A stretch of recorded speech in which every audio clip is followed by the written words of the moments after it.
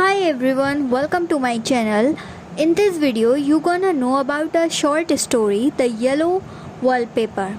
This story written by Charlotte Perkins Gilman and it is published in 1892 in a magazine. In this story, narrator were writing a diary in which she describes their feelings. She starts the story from a decorative house जो उसके husband ने rent पर लिया था in summers in the area of countryside because her husband thought that she was going in a depression. Recently she gave birth to a baby. Narrator को लगता है उसका हस्बैंड उसको नहीं समझता है. He treat her like a little baby. Narrator को लगता है इस घर में कुछ तो है, कुछ मिस्टीरियस है. क्यों ना हम इस घर को छोड़कर चले जाएं? देन हर हस्बैंड रिप्लाइड, ऐसा कुछ भी नहीं है, पागल मत बनो, डोंट बी सो स्टूपिड. घर में आराम से रहो, ज़्यादा काम नहीं करना, हल्का फुल्का काम करना, कोई ऐसा माइंड वाला वर्क बिल्कुल मत करना. ओके. नरेटर थॉट उसका हस्बैंड और उसको बिल्कुल फ्रीडम नहीं देता है. नरेटर जॉन एंड अपनी सिस्टर इन लॉ से बचती है, उनकी अटेंशन से बचती है, भागती है उन लोगों से. ओके. वहाँ जो वॉलपेपर्स लगे हैं, she thought is there something hidden behind it, this is not good. वो जिद करती थी अपने हस्बैंड से to leave this home, but her husband said you getting better now, I saw the improvement in your health, और तुम ऐसे stupid सी बातें कर रही हो यहाँ से जाने की. बट ऐसा कुछ भी नहीं हुआ. डे बाय डे उसकी कंडीशंस और डाउन होती गई और वो ख़राब होती चली गई. वो और ज़्यादा डिप्रेशन में चली गई.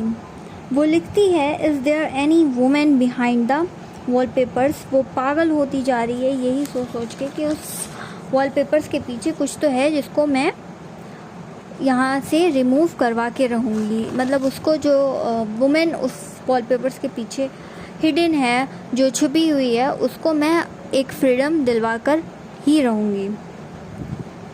उसकी मेंटल कंडीशन जो है ना वो और ज़्यादा ख़राब होती जाती है. फिर वो डिसाइड करती है कि मुझे ये काम करना ही है. फिर एक दिन वो अपना रूम में जाती है जिसमें वो वॉलपेपर्स लगे हुए हैं, वहाँ पे जाती है और रूम को लॉक कर देती है.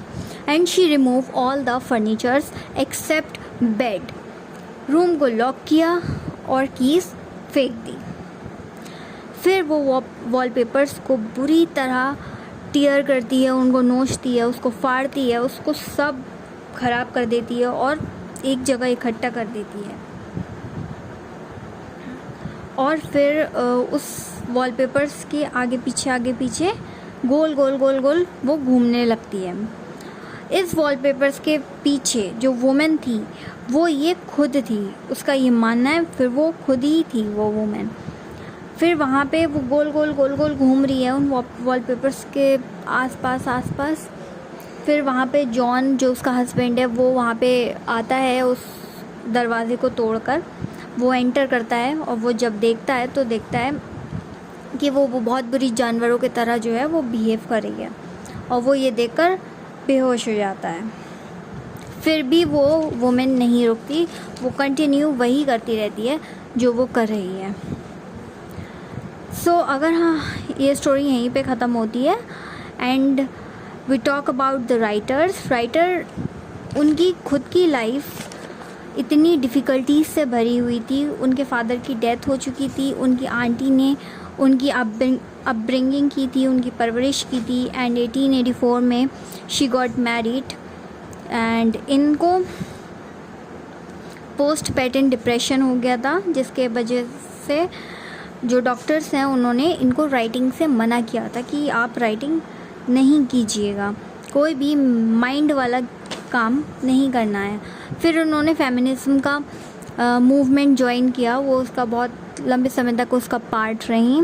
उनको ब्रेस्ट कैंसर हो गया. फिर उन्होंने एट दी एंड सुसाइड कर लिया. ब्रेस्ट कैंसर से मरने के बजाय उन्होंने सुसाइड करना बेहतर समझा. वो वॉलपेपर्स उस टाइम वो वॉलपेपर्स के पीछे वुमेन थी। वो वुमेन क्यों थी, क्या थी? तो एक्चुअली जो नरेटर है वो ये समझाने की कोशिश कर रही है कि उसके पीछे जो कल्चर है, जो एथनिक स्ट्रक्चर है, वो उसको रिप्रेजेंट करता है। वो वॉलपेपर्स जो उस टाइम पे एथनिक कल्चर्स और जो भी उनकी मिथ्स होती थी वुमेन्स को लेकर, वो वहाँ पे वुमेन को पूरी फ्रीडम नहीं मिल पाती थी। वो लोग अपने आप को एक अनसेफ जोन में रखती थी, वो पीछे रहती थी हमेशा। उनको एक फ्रीडम, उनको एक खुला माहौल नहीं था, तो कहीं ना कहीं उनको बांध के रखा जाता था।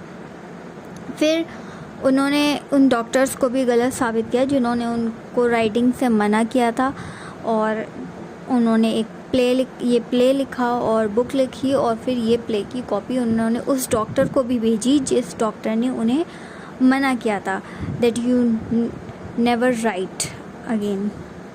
तो यहाँ पर बहुत सारे डॉक्टर्स ने इस प्ले के बाद अपने ट्रीटमेंट में इम्प्रूवमेंट किया। Okay, so here the story ends. Thank you and thanks for watching. Please do like and subscribe.